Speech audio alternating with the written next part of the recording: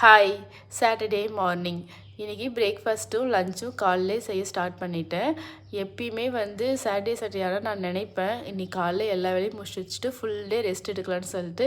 ஆனால் நான் எந்த வீக்கும் அதை ஃபாலோ பண்ணவே மாட்டேன். இந்த வீக் கண்டிப்பாக நம்ம பண்ணியே ஆகணும், நம்ம நல்லா ரெஸ்ட் எடுக்கணும்னு சொல்லிட்டு நான் சமைக்க ஆரம்பித்தாச்சு. இன்றைக்கி என் மைண்டில் சாட்டர்டேனே இல்லை, மண்டே நினச்சிக்கிட்டு எல்லா வேலையும் செய்ய ஆரம்பிச்சிட்டேன்.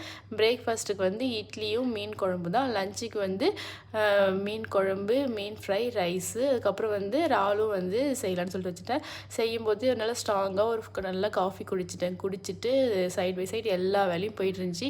இட்லி மட்டும் நல்லா சூடாக ஊற்றிக்கலான்னு சொல்லிட்டு குழம்பு வச்சுட்டு அதுக்கப்புறம் தான் இட்லி ஊற்ற ஆரம்பித்தேன். இட்லிக்கும் மீன் குழம்புக்கும் வேறு லெவலில் இருக்கும். நான் செய்யும்போதே எனக்கு நல்லா பசி எடுக்க ஆரம்பிச்சிருச்சு. அவர் என்ன பண்ணுறனே தெரியல. சரி மீனை மட்டும் பொரிச்சு வச்சுட்டு இட்லி சாப்பிட்டு ஃபைனலாக நம்ம இறால் செஞ்சுக்கலான்னு சொல்லிட்டு பிளான் பண்ணிட்டேன். நான் நினச்ச மாதிரியே முடிச்சு வச்சுட்டு சாப்பிட்டு அதுக்கப்புறம் செய்ய ஸ்டார்ட் பண்ணியாச்சு. தேங்க்யூ ஃபார் வாட்சிங்.